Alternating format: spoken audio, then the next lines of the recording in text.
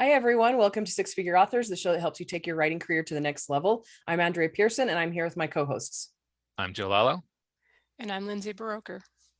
And today we've got something that we really wanted to discuss. It's basically, everyone always says you need to take your money and your business money and invest it back into the business. And this week, we're going to discuss how to do this in a way that basically that you'll know will help, along with what you should and shouldn't be putting your money into when you have excess. We'll also discuss the good, better, and best topics, how to know what to prioritize, especially when money is tight. We'll then talk about things that we've done that we wish we hadn't and what we've done that has been good. And before we dig into it, we are not financial advisors, so don't, rail on us because we don't know what we're talking about. we're just, we do this as authors, and we're just telling other authors how we handle things. And then, of course, we'll be giving advice because that's kind of what we do. But yeah, consult with a professional for your individual situation. And then another caveat, when I'm saying invest into your business, it's not like investing into the stock market or anything like that. It's like business expenses that can be viewed as an investment. So where you put your money to make your business grow, basically, and in the short term and in the long term. And Lindsay, you have a bunch of things. You have a couple updates for us, right? And then also other stuff. I just wanted to add on to the intro too, that we're all full-time authors at this point, and how this applies to you is going to depend a little bit on whether you are also full-time and you're currently living on your author income. You have to be a little more careful in that case, or versus if somebody is supporting you or you're still working full-time at another job, you can probably afford to take all the money you make from your books, or as was our case when we got started, money from your day job to pay for book stuff. So it'll be a little bit different depending on which part of the journey you are on. And I did have a quick update. Just last week, we talked a little bit briefly about selling direct, and I mentioned it's still kind of a pain in the butt. And Joanna Penn emailed, and I just wanted to she shared a reminder of how PayHip works. And she said, I just have links on my book pages and books to read, etc. And they do all the maintenance, BookFunnel delivers, and PayHip does the payment processing. So she's not like some people do an integration with WordPress or actually set up a shop on their site. And she's like, oh, you don't have to do that. So just a reminder, I have not done the direct thing, so I'm just relaying this information. And she's also got a guide on her site, a tutorial, if you want to check that out for setting it up, thecreativepenn.com sell direct tutorial /sell direct tutorial. I'll put the link in the show notes if it's something you're interested in. And I guess I'm butting in and starting this off because Andrea's original first question, I was like, wait, we got to talk about all the things we actually invest in as authors first.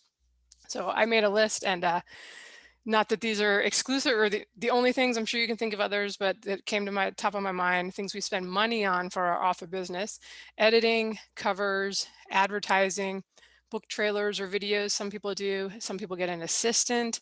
Some people do additional artwork or media for like marketing, giveaways, or they're going to sell merchandise. A lot of people go to classes or workshops, also conventions / conferences. And if you are newer or not making that much yet, it can be a little daunting if you think you need to pay for all those things. So I just wanted to say that I feel, and we've talked about this before, that editing and covers are probably, the things I would definitely prioritize to invest in from the beginning. You can go inexpensive on covers, and honestly, you probably should until you see how things go, by buying pre-mades or, finding someone that does the Photoshop manipulation kind of covers where you're just using stock photos. And, they can do very professional looking covers inexpensively that fit perfectly fine in like the top 100s of your categories. But do make that investment. You don't want to turn off potential readers right off the bat. We are way past the years where a really hokey cover was going to sell anyway, just because people were so desperate for that particular niche. Almost all the niches, I mean, there's probably examples or, what's the word I want? Exceptions, but almost every niche now is pretty well filled. So you really need to compete with the other books out there.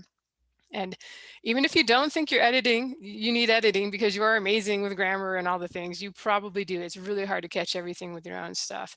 So those are the two things I would definitely do starting off, definitely invest the money in. And almost everything else I would consider either not worth doing, such as in book trailers or getting additional artwork, unless you love the idea. Like if you have the money to spend and you just want to do it because it's super fun to do that stuff around your work, and you don't have the expectation that it's going to increase your return necessarily, totally fine, of course. An exception to the list I mentioned would be like classes, workshops, writing books, those kind of things. I think you should definitely be making the investments in your education and bettering your craft all along the way. Ideally, starting well before you get anywhere near publishing. The assistant thing, people have differing opinions on when you should consider hiring an assistant. And I think that honestly, it's got a lot of a personality thing. If you are a hardcore introvert, this may never happen, like with me in my case. But the more you write and publish, the more you become like a publishing company and not just an author. And the more work there is going to be with the daily admin stuff. So some people like to try and outsource some of that stuff as soon as possible.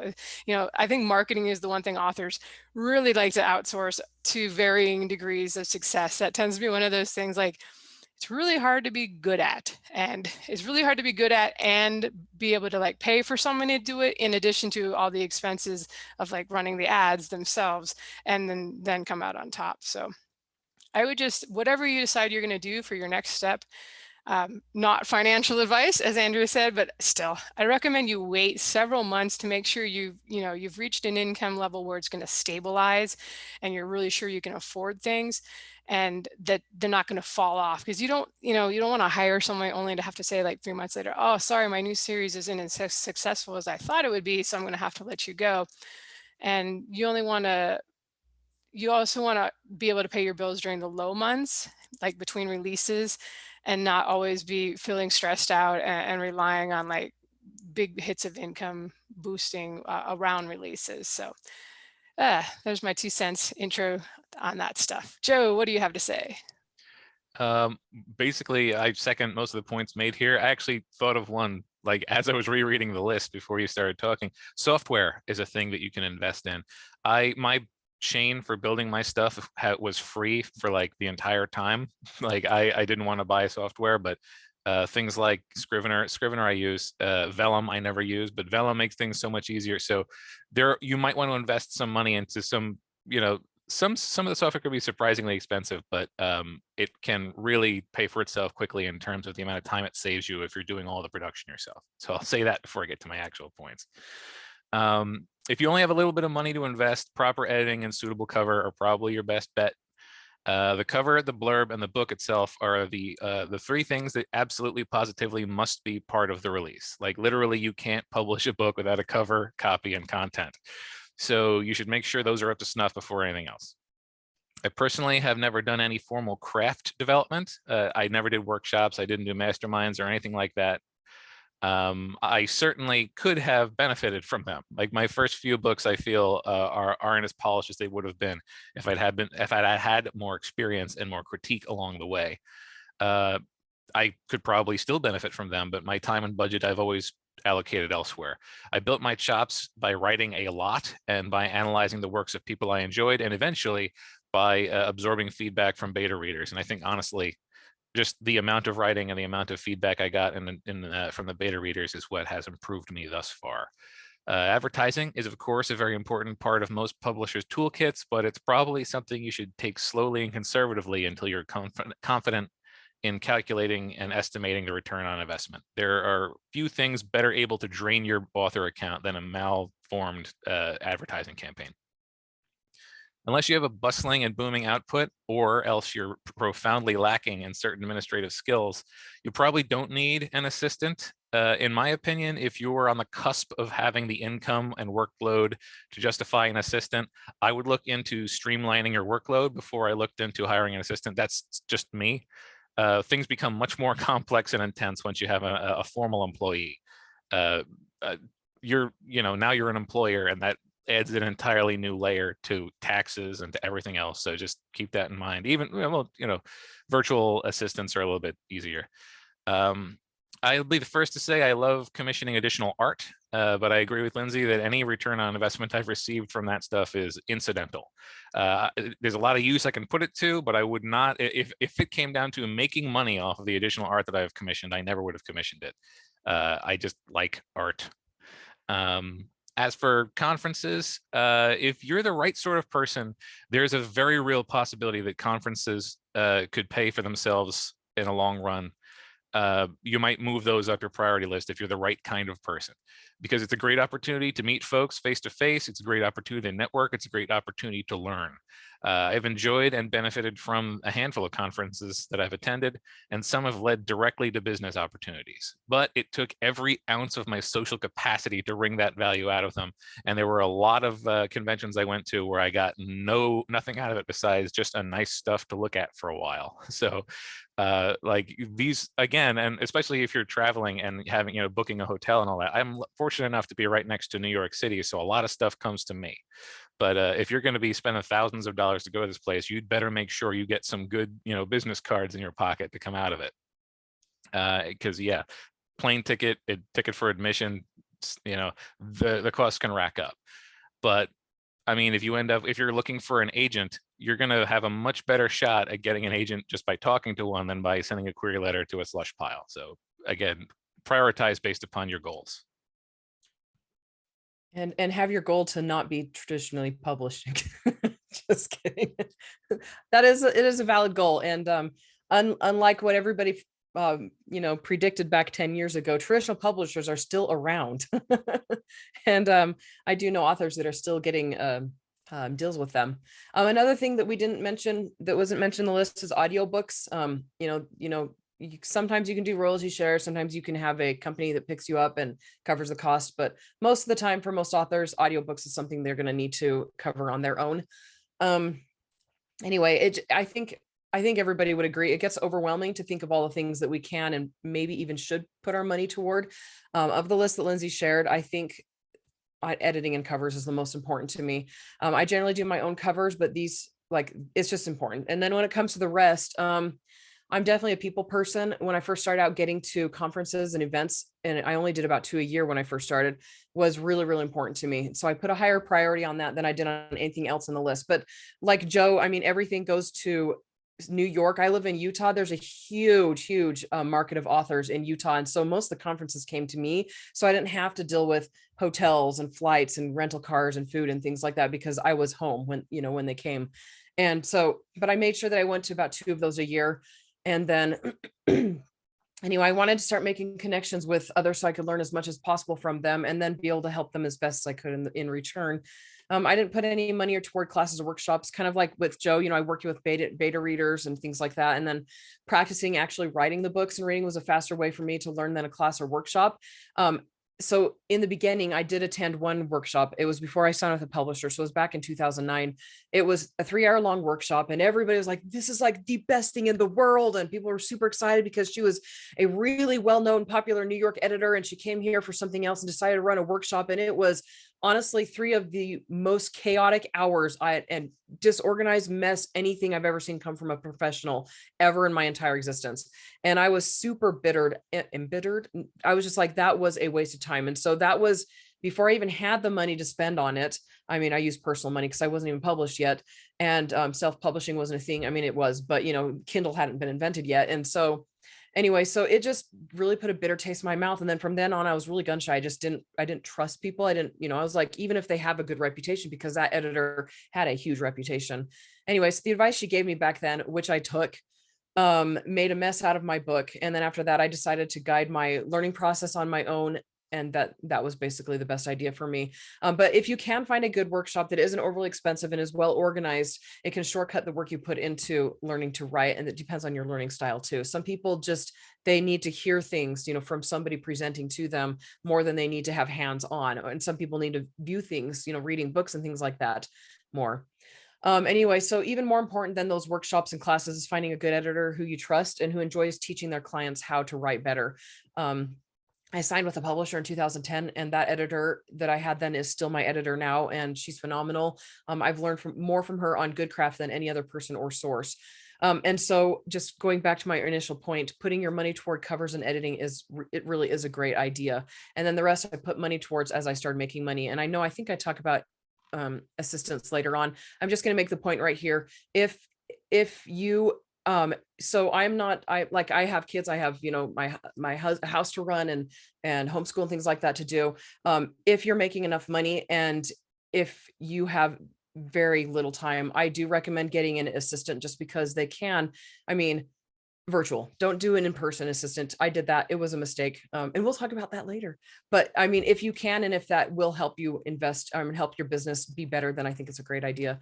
And I'll talk more about that later, about what you should and shouldn't do there. Okay, so we're going to go ahead and talk about our personal philosophies about finance when it comes to running a book business. And this is not to Andrea. Lindsay, sorry, I put a comment in the chat, but you're my chat's not open. Now it's open. I just wanted to say, on the topic of workshops, what I did was a long-term online writing workshop in my genre, where you edited, I mean, you critiqued other people's chapters that they posted them, or short stories, and they critiqued yours. And some of the people were published and farther along on their journey, and you occasionally get the editor would come in, and it's much different experience. I did it over a couple of years. I made such a huge difference. I became such a better writer and way more confident in my skills. I feel like the thing you described would have been like, I also would not have enjoyed that experience. So I think it's super important, if you can, to get something in your genre. Like, because I've also taken creative writing classes like back in high school, and nobody was writing fantasy, you know, and it's like, you need people that kind of understand the ins and outs of your genre. But so I wanted to add that too. I think it's great that we all had different experiences and have different priorities about what we would invest in after editing and, and book covers. But yes, thank you. Continue on. Sorry about that. No, I agree. I mean, we all come from different walks of life. And so things that are important to us, it's not going to apply to all of our listeners, but I'm hoping that, that each of us will represent a subset of our listeners, so that we can give advice that they will, appreciate. Okay, so personal philosophies about finances when it comes to running a book business. This is not to guilt anyone. Basically, we're just going to talk about how we handle debt and where our views are, where it's concerned. Would we ever go into it? What about excess? How we, personally know when we can pay ourselves and not have to put money back into the business. And everybody is, we all feel strongly about how we view this topic. And so I don't want anybody to listen and go, "Ooh, that's not the way I would do it." Just listen and pick out from it what applies to you best, and, just go from there. So Joe, let's start with you. All right. So I started off with a good paying job, and I didn't really have any confidence in my writing. See earlier statements about not having any craft training. And as a result, I refused to invest anything into it that I didn't think I'd get back, and I didn't think I'd be getting anything back. So that meant my first books were released with no edit and homemade cover art. And I was lucky enough to do it at a time when you could take off with no edit and homemade cover art. But as soon as I managed to get the book selling, I reinvested in first a good cover and then in an edit. And let me tell you, I don't think I have the number written down anymore, but I got to see the number of average star increase as the edit was applied. Like it made a real difference. So to this day, I refuse to do anything that will put me in debt. I went to grad school and then ended up not using that degree. And so I was paying down, tens of thousands of dollars on something I ended up not using. I refuse to go into debt again. I haven't separated my personal and book finances very much, outside of keeping track of expenses and income for tax purposes. Basically, I live well within my means, and I keep what I call a war chest with enough money in it to do the next book release and cover the book expenses between them. So any advertising that I'm doing, anything like that. Beyond the contents of that account, everything else I consider my salary.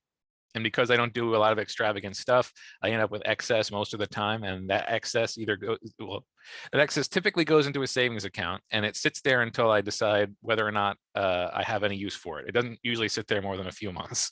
And then once I decide either I'm going to do an experiment with the books with it, or else I'm going to, put into long-term savings, I have a money manager, and I have a couple of investment accounts that I put that into. And that's basically, and I also have a retirement account. So there's, I give it to someone who knows better than me to handle it. And so just the book expenses are separated and well understood, because of the way I do my launches. I know exactly how much they're going to cost, and then everything else, I have my my monthly expense that I have to hit, and on top of that is either experimental or savings. So when I was starting out, I was definitely scrimping to pay for editing and cover art and the very limited ads that were available at that time. And obviously, I think this is gonna be almost all authors, using my day job income to finance everything. which was not that substantial because this was right after the global financial meltdown, and I'd taken a pretty big hit to what I was earning before this. I had websites and made money from ads and affiliate income. And I was in the home improvement sector. So when housing went, my income also went. It's important to have sound effects in the podcast, guys. So yeah, I didn't take on any debt though to launch my books. I believed, because I had done the workshops, I believed that I had an audience out there that would like my books if I could get them out there, but I didn't want to make any assumptions. And I didn't know how well the books would sell. So I just assumed, this would probably take a while for things to, take off. And so, yeah, no debt. I had a poor edit still on that first book. Like I keep thinking I should redo it, but there's always I'm always like booked out 3 times, in advance with my editor because I write so quickly. But yeah, I think honestly, even if paying for edit is tough, it's probably better to take on a side hustle or trade editing with a really grammatically strong workshop friend or someone than to go into debt to launch your books. You just don't know if they're going to sell. Most people, honestly, there's exceptions, but most people don't do that great with their first series. It's really kind of a learning experience. Now, if you have something take off and you want to throw more advertising dollars at it to try to boost it even more, I think that can make sense. Like the money is already adding up in your Amazon account, and you just need to use credit cards to tide you over until that money drops into your bank account 60 days later or whatever. That's probably fine. I've heard of people doing that, and things worked out fine. Now, a note on credit cards, not financial advice, but I definitely have a business credit card that gives cash back on purchases. I think it's 2%, might even be more. And that's nothing to scoff at, especially when you start spending thousands of dollars a month on ads. But even if you're just paying for editing and cover art, or like I pay Andrea mentioned audiobook narrators, I just paid for my Dragon Gate book 3, 20 hours of audio. Yeah, that was thousands of dollars for sure for that. So yeah, it's nice to get that little bit of money back, and also running it through the business credit card makes it easier at the end of the year for taxes because everything's just itemized and listed on your credit card statement. You don't have to scrape around collecting receipts, and you can pay it off every month so you don't rack up any interest charges. That is definitely how not financial advice, still recommend you treat credit cards, because the minute you start paying interest, anything's null and void as far as cash back. Who cares if you get 2% back if you're paying 18% in interest? So that is how I treat debt in the business. Go ahead, Andrea. Not advice, guys. Not but advice. Do it anyway. This is what you should do. Okay. Like Joe and Lindsay, we didn't go into debt to start the book business, my book business, the book. Anyway, we paid for my edits. Nolan did my covers, and we put a few thousand of personal money toward advertising. That was earned back in the first year. And we've been in the black every year except one since. And because of how royalties work, that one year I made a lot of money in November and December and didn't get it until January. And so the following year ended up being my best year ever. But, so that one year I was in the red. But anyway, I can't stress how important it is not to turn your writing into something negative or stressful, or that you just feel this pent up frustration and stress over. Debt puts a whole lot of pressure on your shoulders, and it can sour something that you would normally love, like writing, right? Even seasoned authors have series that don't do well. Ahem. And it's important not to spend money you would be hurting if you didn't get back. When it comes to paying myself, lately, pretty much everything is going back into the business. Since the great burnout capitalized of 2019, I haven't felt comfortable using business money for personal stuff because I'm like, I haven't been writing. And so my income, it dropped. And Nolan and I were actually talking about this the other day. Like, at what point am I going to be comfortable again to take a paycheck? And I honestly don't know. It's not going to happen for a while, though. I'm banking all the excess money at this point because I'm already itching to get new covers on my medical romance books. And most of my fantasy books need facelifts. It's been 2016 is when the last time I updated my Mosaic Chronicles book covers, aside from the Academy urban fantasy look that is not on them anymore. And I need to update those. But so right now I'm not taking money back. I'm not, and I'm avoiding debt, all of that stuff. So I think that's pretty much everything we were going to talk about, right? I think so. Okay. I realized I didn't answer I actually do pay myself a set amount each month, but if you set up like an LLC, it's all the income is going to pass through to you anyway, eventually, that you don't invest back into the business, that you don't spend on business expenses. So like Joe, I just take the excess and invest it or buy a Tesla that's coming in May. But, try to get to the point where where it's a cash purchase. I mean, if you get to that point, I feel like with luxury cars, that's not that luxury anymore. They've come down, but I don't know. Here I am defending my car purchase. We're talking about save money, guys. Don't go into debt. But there's a point where if you can buy something with cash, or a house would be like an exception, a mortgage or something where the interest rate's at like 2% or 3%, whatever it is right now. Obviously, that's not going to be a bad purchase, but just that 18% kind of stuff, stay far away, please, for your own sanity. Okay, I'm done. No kidding. I have two brothers who have Teslas. The brother who we bought the house from and Josh both have Teslas. I just, how much I started hating going to the gas station when the pandemic started, because here in Oregon, they pump the gas for you. I was just like, I don't like that, especially at the beginning when you're like, what is this? It's like Ebola or something like that. I was like, I want an electric car that I can just charge in the garage. So 2 years later, dream's going to happen. All right. Continuing on. Well, this is the thing, like you made a plan, and it's something you're working towards. You didn't just jump out and do it right when you thought it, right? So I like to think about big purchases for a while before I make them. I am impulsive with small stuff, but yeah, I want to make sure I want something because I've had regrets in the past. Yes. That's later in the episode, I think, talking about regrets. Yep. Okay. So what advice do you have for new authors when it comes to choosing where to invest or not invest money? And we're going to hand it off to Joe. As I've said before, making sure you have a clean manuscript, that is to say that you've had an editor, and a sufficient cover should be your top two monetary concerns. I say sufficient cover because I have aimed high with my covers and it's worked out well in most cases, but I probably have way more cover than I need in almost every situation. You can get a very professional cover that is not a digital painting, which is what I almost always go for. Don't worry too much about spending your money on advertising early on until you're satisfied you have a good product, because it's just easier to advertise a good product. Like it's as simple as that. Like you can get fantastic at advertising, but if your product is not great, then you're going to have to be that much better at ads. And I suppose it's like training with weights on. Like, I guess maybe if you got good at ads first and then made good product, you'd be super good at selling that product. But trust me, the product is the easier thing to work on first. Once you know your stuff is polished enough and you're ready to take on some expenses, I'd recommend setting up a newsletter. I say that as though it's an expense. Most of the newsletter companies out there have a free tier, and ideally, once you get past the free tier, you're making enough money that you can start investing in, paying for that newsletter. Basically, you want to set yourself up to grow. So stuff like that. You could have a website. Websites are super useful and you should eventually have one, but number one, they can be done very, very cheaply. And number two, they're not the end all be all. There's other things that are probably higher priority than that.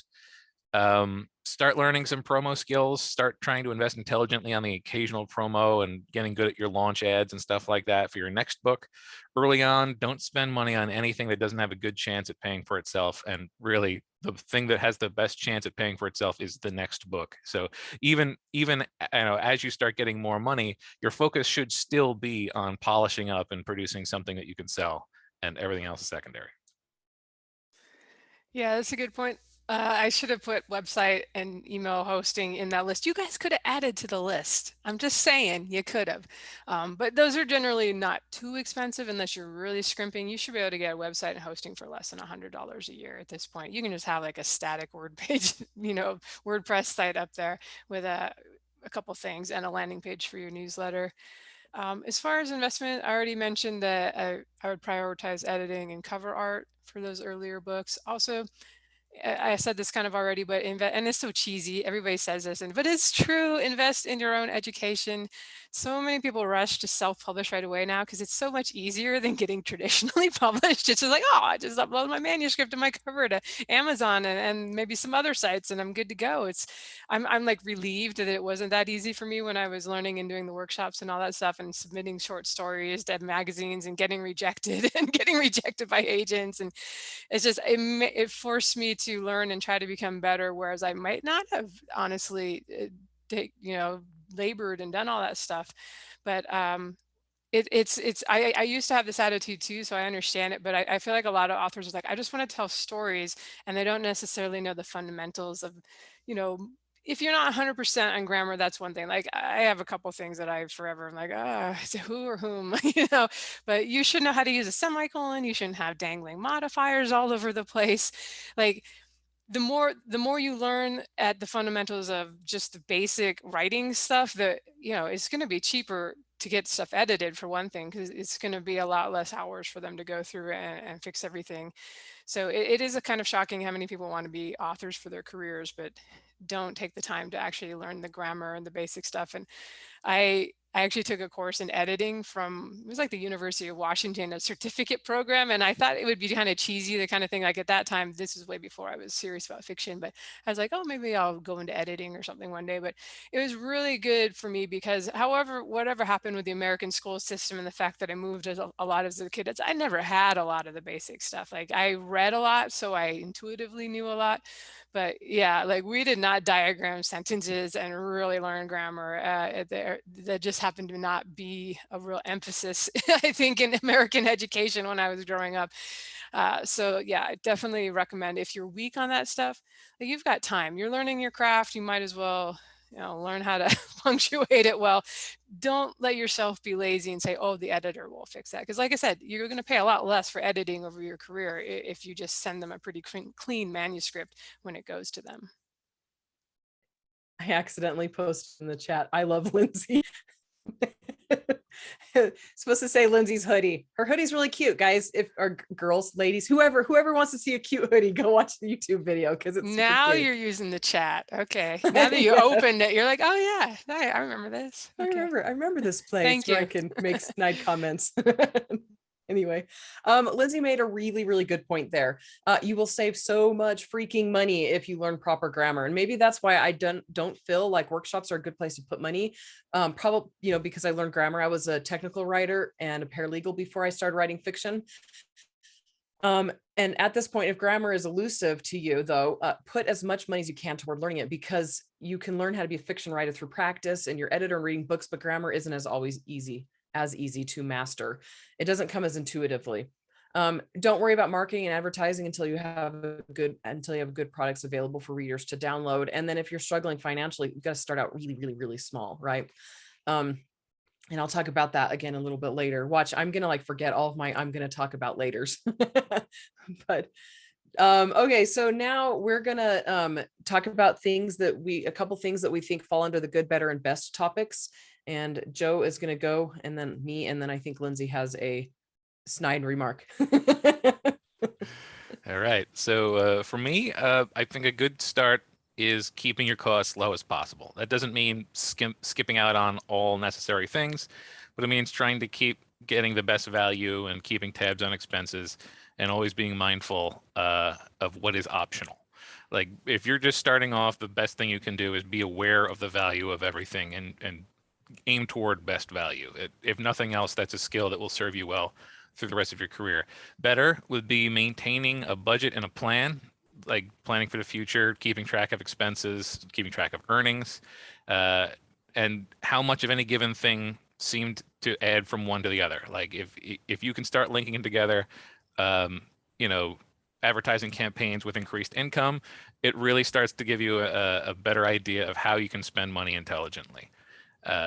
Yeah, you don't want to be taken by surprise also by any expenses. So as you start to build your plans and fix your budget and figure out that stuff, it'll make you just much more comfortable. Like you don't have to worry quite so much because, I mean, obviously unexpected things happen all along, but very seldom does an unexpected business thing happen. Like usually the unexpected thing happens in your life. So yeah, just being able to put together a budget and a plan is an excellent next step. And then best would be going all the way to running your author career as though it was a full business. And that includes considering the financial planning aspect, you know, not just week to week expenses or month to month expenses, but, you know, actually having your full year planned out and having parts of your income set aside for, you know, retirement, because you're self-employed and there's no one else looking for your retirement but you. So the earlier you figure out how to run your career like it's a business, the better off you'll be in the absolute long run. Yeah, I definitely agree. And then mine are geared towards newer authors or those who are struggling financially. So a couple of examples of good, better, best. So good would be, an edit with a professional, like New York Times editor. I hired one when I first started out who cost like $6 a page. It was astronomically expensive, which I still think that's astronomically expensive. And I've had a couple clients who had done the same thing, and I'm like, you can find editors that are cheaper than that are better. And then so that would fall under the good. It's good to work with a professional editor who costs a lot of money. It's good to buy a book cover that costs hundreds and hundreds of dollars. Better would be to find an editor and covers that are a little bit cheaper. And best would be a good editor who doesn't charge an arm and a leg, and possibly pre-made book covers. These are just stepping up points. So in the beginning, when you first start self-publishing, or if you're struggling financially, there's nothing wrong with using a pre-made cover. There's nothing wrong with using an editor who isn't a huge name editor and doesn't charge a whole lot. It's kind of, I don't know. It's just, there's like the stigma that goes with publishing. Like, I need to be the best. That means hiring the best. That doesn't mean you need to pay $1,500 per book cover or $6,000 for one book edit, So good, another example of good would be BookBub feature deals, Facebook and Amazon ads. Better would be BookBub feature deals and newsletter promo sites like ENT and Book Barbarian before doing Facebook and Amazon ads. And then best, again, if you're starting out or struggling financially, newsletter swaps, newsletter promo sites. There's nothing wrong with putting a little bit more mileage in on your part to save a little bit of money. And then until money is coming in, spend what you have on littler things. Unless you get a BookBub, because you shouldn't say no to BookBub deals, even though they're not as big now as they were in the past. They're still the best out there, and they are pretty expensive, but generally you will earn the money back. Generally, it's not a guarantee. I haven't always earned the money back on a BookBub, but generally I have. So, Lindsay. I don't know if I have anything snarky. I just didn't really have I'm like, good, better, best. I'm not sure what exactly to say in there. I do think a lot of the things you pointed out as best. I'm like, I would never do that. Like, I make enough to do all those things. Like, I know some people will pay like $5,000 for an illustrated piece of artwork to use for their cover. I've gone higher end on covers with a photo shoot, picking models and splitting the cost for that over like 8 covers or something. And even then, like, it was fine. And I'll talk about this a little more later, but did I need to? I think that's kind of the question you have to ask yourself. Like, if you have, one of the reasons I like having had the workshopping experience and taken so long and had so many rejections and then started to sell some things is it gave me more confidence. I didn't really feel like I needed to go out and get a New York editor. Those are the kind of people I was avoiding by self-publishing. I feel like it would be really hard for me at this point to actually, like, I can take feedback still. Like, I still use beta readers. I have good friends that like to read my stuff and I like to have them read it. But I very much have a stubborn streak that I've developed. I have like this confidence, over it. Not to say everything's perfect, but I'm just like, no, that wouldn't work for me. And so having done it longer, I know what I need and don't necessarily need to pay for. And I would say almost always that better thing, you don't need it as a professional author. I've also seen somebody with audiobooks hire a whole ensemble cast to read each of the different parts, and I think he spent like $10,000 on something significantly shorter than the epic fantasy I was telling you about. And that guy doesn't publish anymore. I don't know if his next series didn't do as well. He didn't have the money to continue on, but that's the kind of stuff that can put you out of the business. If it's great, I mean, you can try it when you're making more, but don't assume that you're always going to make as well, that every series is going to do as well. It's better to just realize that, and maybe sometimes you have to like do it and realize, oh, that series did not sell any more than this other one where I just got the $200 Photoshop manipulation of stock image covers versus the $5,000 custom artwork. So maybe you have to do it and see for yourself, but you'll find that the best, the best there you probably don't need. And if you're publishing a lot of books, you probably don't want that expense every time. It's going to take you that much longer to break even and start having money to buy cars with, or just pay the bills, pay down the mortgage, do the extra stuff that you would really like to do. Yeah, exactly. And yeah, I mean, I remember, and the same thing that, I mean, book trailers, I'd say would fall under the, these things where they cost a lot of money and they're not necessarily something that brings money back. Okay, so the next question is, how can an author know what oh wait, I already asked that one down. Wait, oh yes, no, this is, how can an author know for themselves what the good, better, and best things are? Honestly, because any form of investment begins with the investment of time, I think determining the best way to invest both your time and your money will depend largely on what you feel most comfortable with doing yourself. Because again, we're primarily talking from the point of view of self-published authors. So you're going to be doing most of this stuff yourself. If you're okay with risk because you have a solid secondary income, or if your book earnings are your secondary income, then you can move forward on things like advertising or higher risk, higher return projects like audiobooks much earlier than someone else would. If you're a top-notch schmoozer and a people person, then attending conferences and the like might be a higher priority. It might be where you start. You start learning, might be where you get those people that end up being your beta readers or your editors. And then you build from there.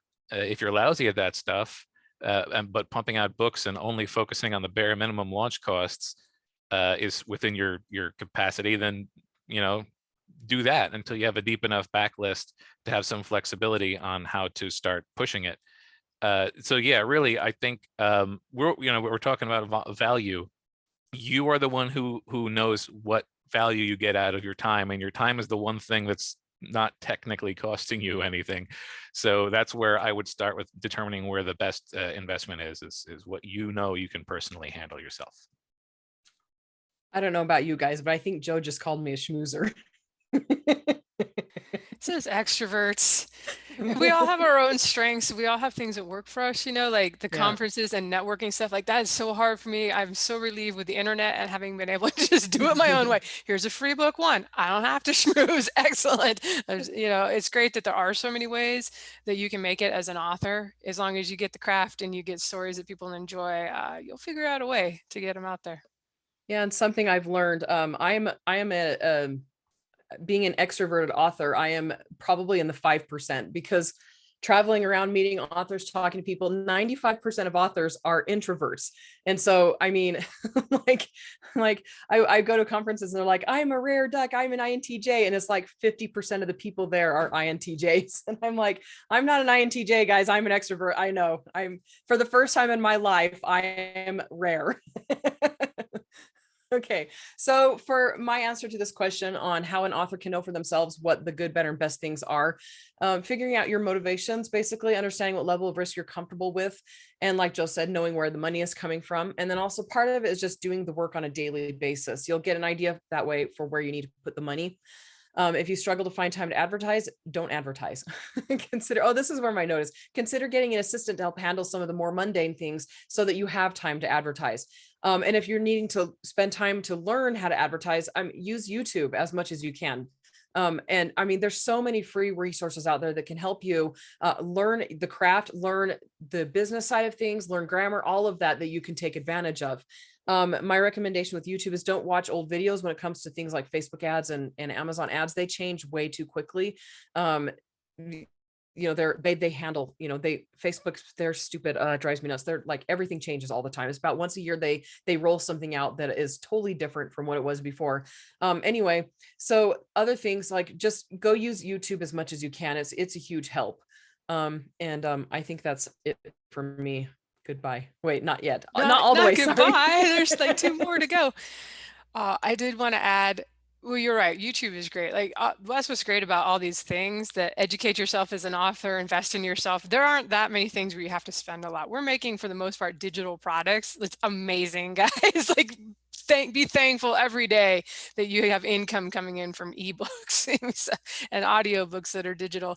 But yeah, YouTube can be great. And I forgot to say earlier when I was talking about investing in your learning the craft and the grammar, also, if you can stomach it, I know we don't love marketing here, but it can actually make a lot of sense to do some of the courses out there. If you get to the point where you are ready to spend money on ads, learning from other people can help you shortcut things. If you can't, hey, there's YouTube and podcast interviews too. You can get a lot that way. Honestly, that's kind of how I've done it, teaching myself and going out and trying to find stuff. I think I've paid for several courses and taken to watch 10% of the videos. It's hard when 90% already and you're just kind of looking for the nuggets. But if you're brand new to it, Yeah, I'm totally an INTJ, Andrea. I was told there's only 1% of us or 2% of us. Yeah, that's right. Except in the author community. So yeah, that was a bit of a, meant to say it earlier, but that's another thing you can invest in as far as your education is learning the marketing side as much as you can stomach. And if you love it, awesome. You will be so much ahead of all of the rest of us who are like, marketing, guess we got to do it. Yeah, not even joking about that INTJ. I was at Dean Wesley Smith's conference the last time we had it in 2000, was it 19 or whatever? Um, and somebody was like, I'm an INTJ. I know I'm really rare. And the next person I talked to, I'm an INTJ. I know we're really rare. And I'm not even joking. I had like 5 people in like maybe one day, because we were talking about, they were all INTJs. I'm like, I'm married to an INTJ. My brother's an INTJ. Lindsay's an INTJ. Everybody is an INTJ in my world. Like the only extrovert I know right now. Anyway. Okay. Sorry, guys. I said I wasn't going to rant. I just ranted. I apologize. Let's move on. So, okay, we're going to talk about mistakes that we've made where finances are concerned. Joe, why don't you take it away and show us what mistakes we can make? Oh, sure. When my earnings started to dip, rather than hustle to get them back up, I interpreted the dip as a temporary thing. I had plenty of dips in my income over the years. So instead of, again, I didn't hustle to get back where I was. I just sort of incorporated my current income as my, well, we're going to be working with this as our budget. And I took the slack out of the savings and investment portion. So obviously I'm not going to take the slack out of, my book expenses or my mortgage. So I decided, well, yeah, I'm putting more than I need to away. And I stopped. I've never had to turn the gates the other way. I've never had to like start taking money out of my savings in order to pay my bills. But I stopped putting as much in as I could have been. And frankly, I shouldn't have treated that part of my budget as slack because it cost me, some investment time. Like I could have had more money saved up if I was, wasn't doing that. But also it gave me a false sense of security. Like it made me feel like, I don't have to change anything. I got plenty of room in the budget. So if I had to do again, I probably would have treated that portion of my budget as, as unshakable as my credit card bill and my internet and all that stuff. And once I found that I wasn't able to keep putting in as much as I was accustomed to, I would have adjusted to get the earnings back up or to figure out why they were going down in the first place. So definitely being more proactive. And I had started off by saying that I don't have really solid separation on that sort of it. This is me saying I probably should have had more solid separation on that sort of thing. Yeah, all those advisors out there are always like, pay yourself first. Make sure you do that 10% or 20% or whatever you're trying to put away. But it is more challenging when when you have a variable income. You have to like the percentage, it might not be able to be the same every month. It's much easier when you're like, this is my W-2 salaried income. I get X amount every month, and that's just how it is. As far as mistakes I've made, so many, but more so with personal finances. I feel like I made most of them in my 20s, and that made me a little wiser by the time I started publishing my books. So because I've been conservative with business stuff, nothing jumps to mind or nothing's come back to bite me. So I would just knock on wood and hope that continues to be the case, because I can be a little laissez-faire on on stuff like, oh sure, foreign rights, oh okay, yeah, take that, I'll take that. I have so many books, what's the big deal? So like I said, I'm not necessarily, I don't know if any of us are actually great perfect models of people who have done everything right. I'm sure they exist out there. There's always those special people. I will just say, as what was this, the question was mistakes as far as finances, something to be careful of or be mindful of if you are thinking, if you are going to do this full time, or you already are, Joe already mentioned this, if you're self-employed, nobody's going to give you a pension, nobody's doing a 401k match for you. So make sure you're investing for your retirement, because it's all on you. And then for those like in the US and I believe Canada also, probably many countries that, they have special tax deferred retirement accounts. And that's a great thing. But if your book business is doing well, or if your day job is doing well and you're thinking, oh man, I'd like to retire early and just write, you probably want to also start investing like in a taxable brokerage account or doing real estate outside of your retirement account. Again, not financial advice. Maybe you don't want to do any of this, but I hear from a lot of people that want to do the FIRE thing, you know, like financial independence, retire early. And they're like, yeah, we're totally on track. We're going to get there. Oh, stock market's been great this last 10 years. And then they realize that everything's locked up in their retirement account, which in the US, you can't start drawing on until you're 59 and a half, unless you want to take penalties.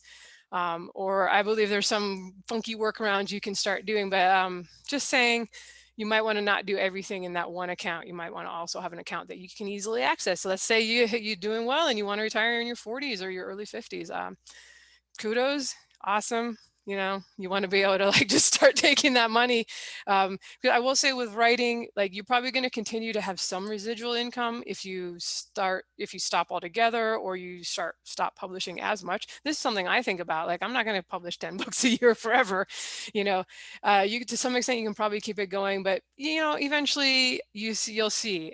You don't release anything for a while, the income starts to drop off. You can to some extent keep things going with ads, but so just something to think about. You want to get to the point, hopefully, where you have enough money in your investments that it's like, oh, I'm just doing the author thing for fun and enjoyment, or to leave more to my kids or grandkids or whatever you got going. Okay, that was a big ramble to the aside on financial mistakes. Go ahead, Andrea. Okay. So for me, it's hard to determine what is a mistake as opposed to a valuable learning opportunity. A lot of the things I did when we first started out, I was like, that was not the best idea. But honestly, I learned so much from those things. And so I would just say, don't be super overboard with anything you try. Don't throw a whole ton of money at something unless you can't, it doesn't matter if you lose that money, or unless you already know basically it's going to return a profit.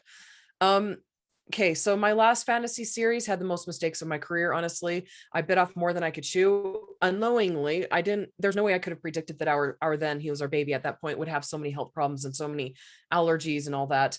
I put a lot of money into advertising those books despite not feeling comfortable with the covers on them. And those covers, I was in such a panic over getting the right ones. I mean, because I set up pre-orders, I threw a lot of money at that. And then I kept changing the covers. I'm like, this is not going to be good for readers, all these different book covers. And I knew that none of them were hitting the market correctly. And it just wasn't working. And instead of stopping and being like, you know what, let's not make a big deal out of this. Let's not have this huge big launch. Instead of stopping and calming myself down, I kind of went more frenetic about it. I was really impatient. I didn't want to have bad covers on it. And so I emailed 5 different cover designers, and one of them was the one I really wanted to work with. And because I was so impatient and so kind of panicked, the first cover designer who responded to me was the one I went with. And I mean, it was like 5 hours later or something like that. I felt like I'd given enough time, but I didn't realize that my cover designer I really wanted to work with was located on the other side of the planet. And so he got back to me within a reasonable amount of time for him. But by then I'd already agreed to have this other person, help me out. Anyway, so let's see where my notes right here. Okay. So I ended up having my first choice do book covers for the Clinic Chronicles. And that was a really good choice. I love those book covers now. And I get BookBub deals on them pretty much every time I submit, which is really exciting. And they just fit the genre super perfectly. And if I'd been more patient, I would have been able to have him do the covers on my Midnight Chronicles. Like also, that would have been a much better experience. By the time I had him take over, I'd gone back and forth so many times on what I wanted that I wasn't happy with what he did. And honestly, I haven't been happy with anything that's been on there. The covers that are on there now, I'm content with, but they're not perfect. Right. Anyway, so, and then to be fair, also, he knew he was doing covers for books that had many covers and that I'd worked with other people on. And I don't think any designer would have been able to come up with something I would have been happy with at that point. Just because it was so many, I just built so many expectations into that series and put so much money into it that, I don't think anybody would have been able to perform very well. So there's a lot of mistakes there. And then another mistake I would say was a definite mistake that I did learn from, but I wish I had learned faster from. I put a lot of money toward training people to be assistants who just weren't good fits. And I'm not saying like they weren't intelligent or that they weren't serious or interested in helping out. Most of them were good at something else they were doing for me. For example, one of them was a cleaning lady who became a dear friend, and she had physical problems. She had to stop doing cleaning. And she was very smart, very quick, very bright. And I was like, she loved reading. And so I was like, you know what? I want to keep working with you. How would you like to be an assistant for me? And she enjoyed it. but she made a lot of mistakes, and I spent so much time training her, so much time training her. And in other cases, like avid readers, just because they love reading doesn't mean they'll be good at acting as an assistant, because being an assistant requires a certain skill set that, they need to be analytical, they need to be organized, they need to be go-getters, they need to be punctual, all these things that just because they enjoy reading doesn't mean they'll be able to do. And so I hired and fired 5 assistants before finding Adriel. Adriel has changed my business. She's been such a huge blessing to me. She's phenomenal. And I wish I hadn't spent money and time on the previous people I tried to work with. And like Joe was saying, these aren't like at your house full employees. They're assistants who work with other people as well. And because they work with other people, they aren't considered, they aren't considered employees. That's tax advice, so they need to have other clients. If you're their only client, just stuff like that. Talk to your accountant. My advice is to hire someone who knows what they're doing. Don't shy away from their hourly fee. That was my biggest deal. It's like, I don't want to pay that hourly fee. Honestly, don't be cheap like I was. If they know how to do what they'll be doing for you, you won't need to spend precious time and money training them. And that will save you a lot of money in the long run. So those are my biggest mistakes, I think, right now. I mean, you can go listen to previous episodes to find out what other mistakes we've done other episodes specific about that. But okay, so now we're going to talk about things that we've done that we don't regret, that, that have been beneficial for us. I would certainly say that reinvesting early on to correct the weaknesses in my first few releases was undeniably the right decision. Again, technically my first release was a book that I'd split into 3. So I had my first 3 books all had the same problems because they were literally the same book, and reinvesting so that they had better covers and a full edit, the best money I've ever put into anything. Similarly, building and maintaining a good relationship with my illustrators and my editors has been fantastic. It means I get a little bit of they let me know when they have openings, so I spend less time chasing my editor slots and illustration slots. It also means that they fully are aware of the kind of things they have to expect from me, like when I overshoot my word count by 25%, like, that's okay, Joe, it's the 5th time you've done it, I knew it was going to happen. So useful to have people work with people who are aware of what kind of a worker you are and can adjust. Similarly, paying down major debts and keeping debts as low as possible. I wouldn't have done it any other way. Frankly, even if I saw myself heading toward a successful career in writing before I went full-time, if I had to go into debt to do it, I would almost certainly have bailed on the career as soon as I got to 0, because it would have scared me off that I'd spent so much money on it to begin with. That's just the sort of person I am. So avoiding debt incurring debt as a part of the job was definitely a thing I don't regret, even though it sort of inarguably slowed my growth early on, because I didn't invest nearly as quickly as I could have. And but I should say, just to finish off that thought, because I have kept debt low or 0, with the exception of the mortgage of the house that I'm living in right now, all of my earnings have been earnings. There's been no catching up. There's been no interest being taken off the top. And again, I went to college and grad school, and I paid for grad school myself. So I was well aware of how much extra you have to earn in order to actually earn off a debt, as opposed to no debt. So yeah, definitely no regrets on staying debt free. Yeah, I mean, I know a lot of people think about how soon can I go full time? Like when you're, okay, I'm matching my day job income and I can go full time. And it's probably a better idea, not financial advice, to wait another year or 2 and just like pay down all the debt, pay down everything with that extra money you're making from your books. I mean, you got to do what you got to do, but I'm just saying, like, you might look back and be like, oh man, I really wish, because I've had a lot of people seem to find that when they think they're going to be way more prolific when they go full time versus when they were scrimping and trying to do like an hour before the kids got up in the morning or whatever. And that a lot of people find that they don't get any more books done once they're full-time authors. Just like, you got a whole day now, you can take a whole day to get those 1,000 or 2,000 words done, that before you just got it, you knew you only had an hour, so you had to get it into that time. So on the question of what are things you've done that you don't regret, for me, paying people well. I mentioned that I was definitely scrimping and had to get the cheapest editor I could find on that first book, who was not even an editor, a legit editor.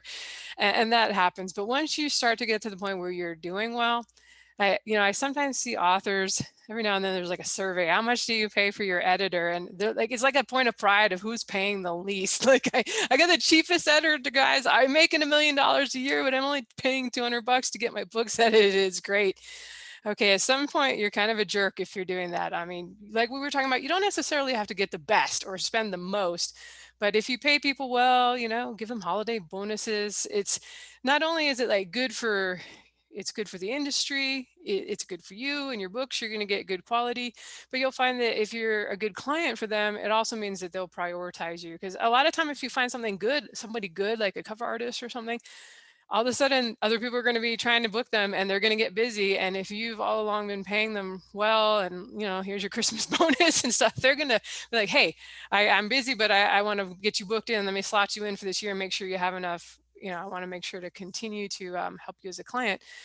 So if you are finding that you have to keep looking for new editors or new people, there may be something wrong. You may not be paying well enough, or, not to say that you can't just have had a bad match the first time that happens.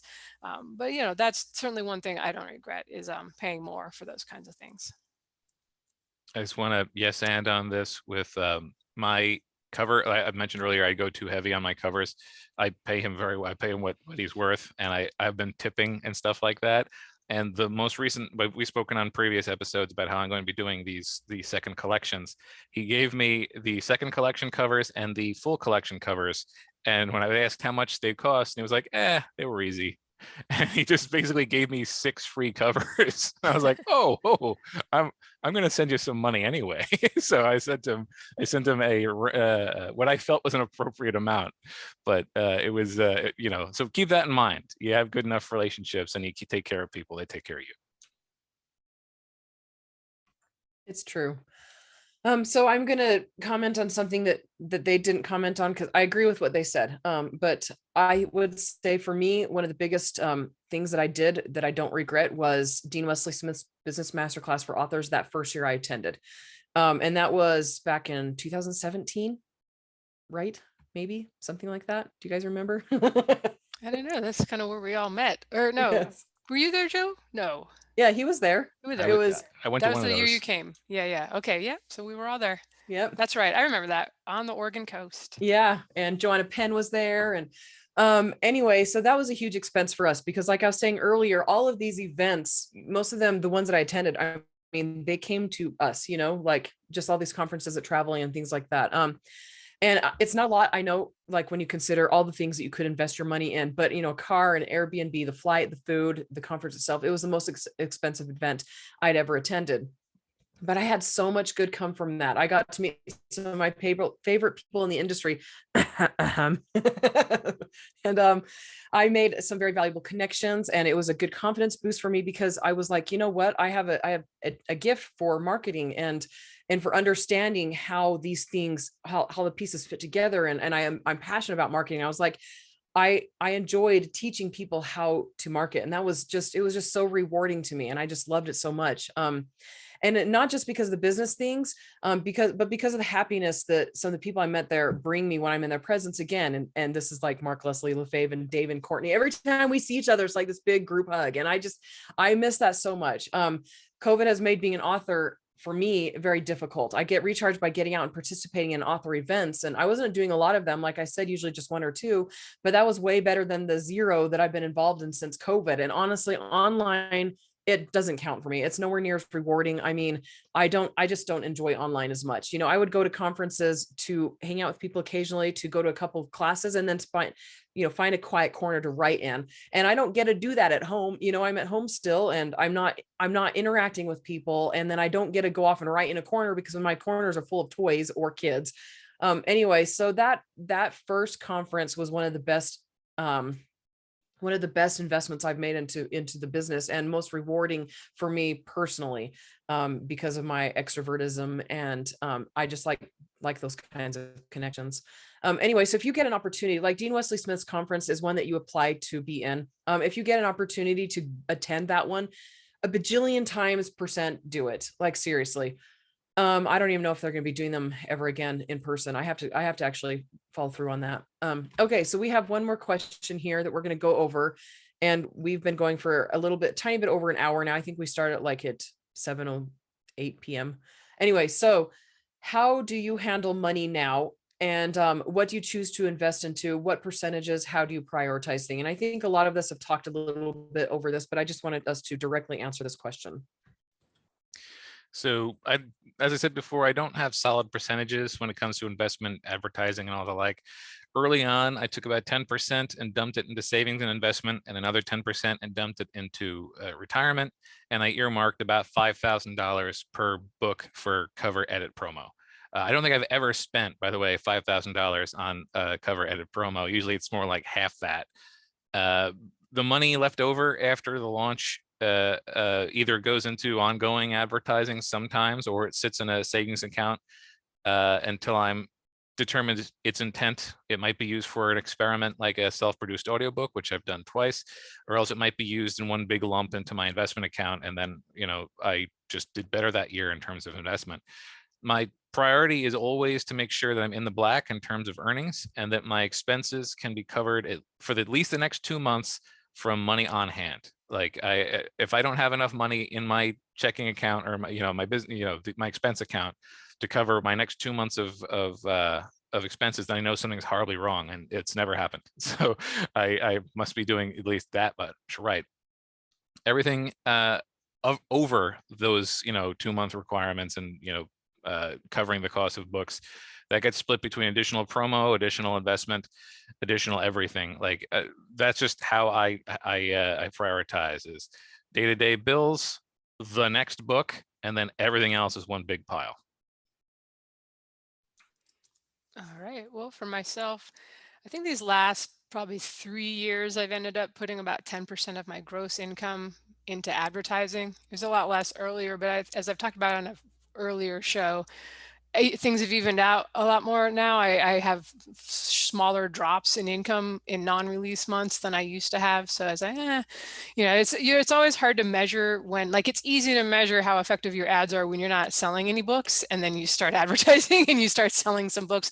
But if you're selling books all the time, which is a great place to be in, it's a little harder to measure like exactly how much, even though Amazon is better as far as telling you, oh, you're sold this many books and this many page reads came from that in the first 2 weeks, it's still a little fuzzy. But so I just kind of base it off of gross income rather than, and I try to make like advertising book one, I'm not spending more on advertising a book one than it's making that month usually is my goal. Like a launch may be a little different, especially if I launch book one at 99 cents.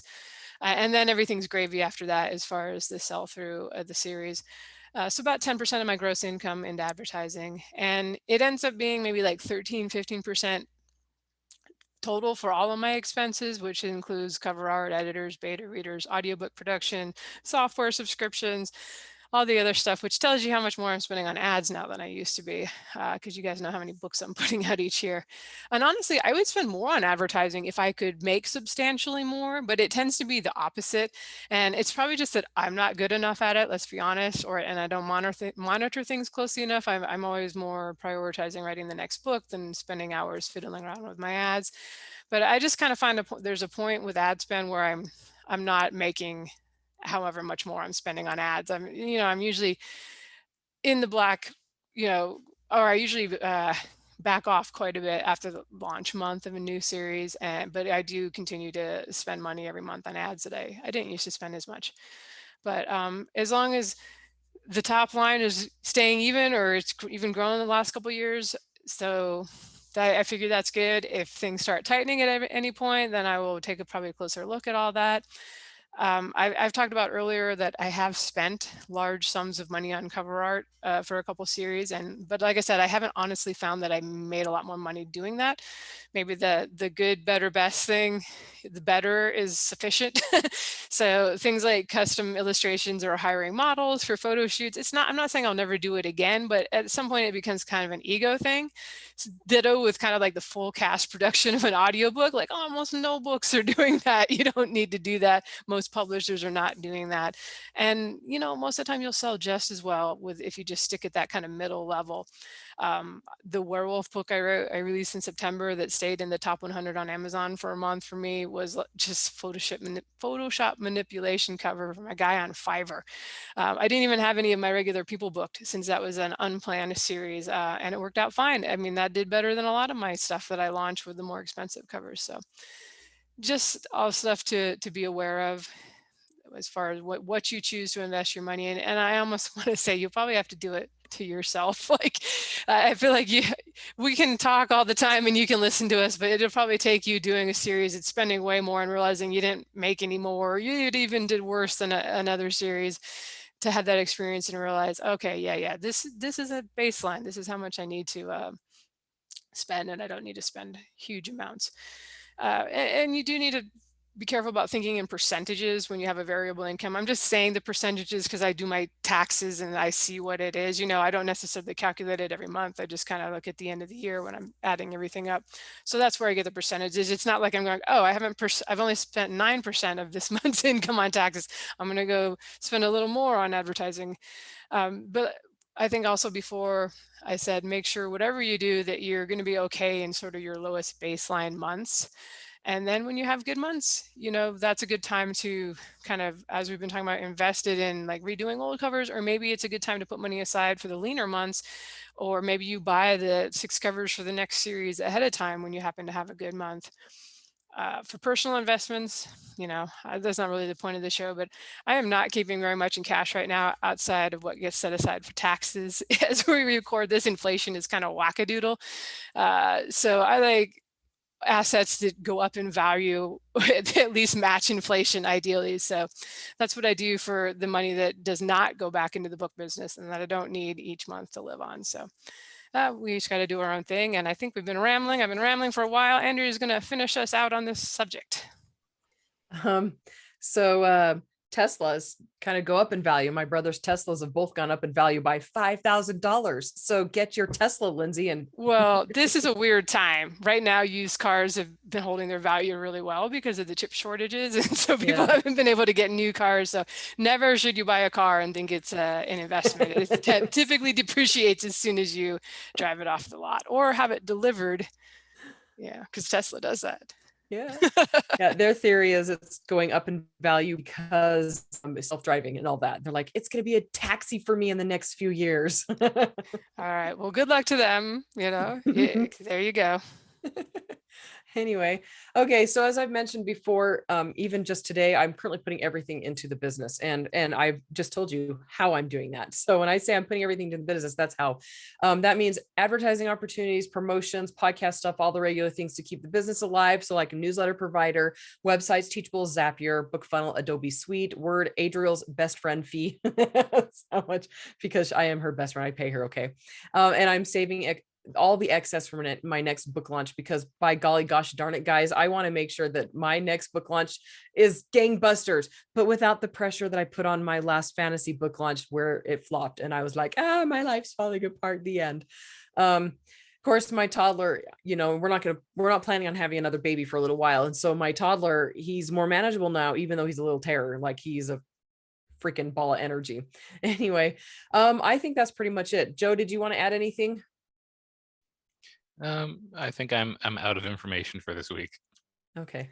Just a reminder, this has not been financial advice. Please see your accountant or other business or tax professional for financial advice. Do not get it for free on the internet. That's all. It's true.